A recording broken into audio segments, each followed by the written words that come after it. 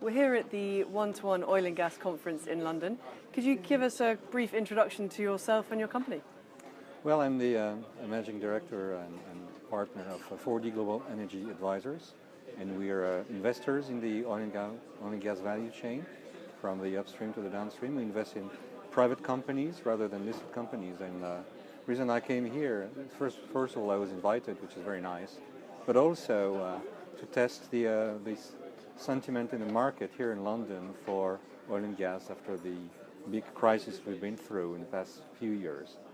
So how have you found the sentiment in the market at the moment? Well, it's kind of contrasted. There's an appetite among investors to go back to oil and gas, but at the same time, there's difficulties for some of the companies to get some funding and financing.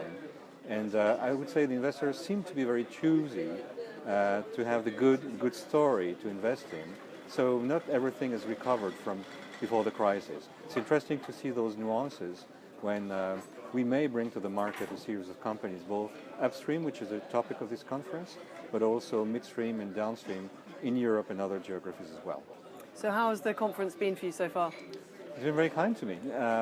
I've heard a lot of good things, good exchanges, including on the panel that I was participating in, and also the questions and answers.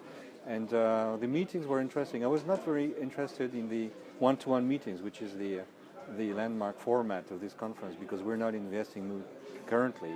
I was more listening than really interfering with new companies.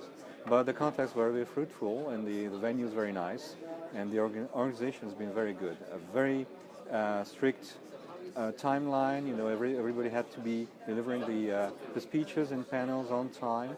It's been pretty successful. So there's been a packed lot of information in these 2 days. And what was your panel discussion about?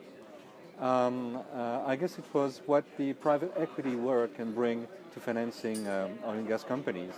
And every speaker had a different angle, from large funds to diversified funds or more focused. So it was interesting to exchange views with my colleagues.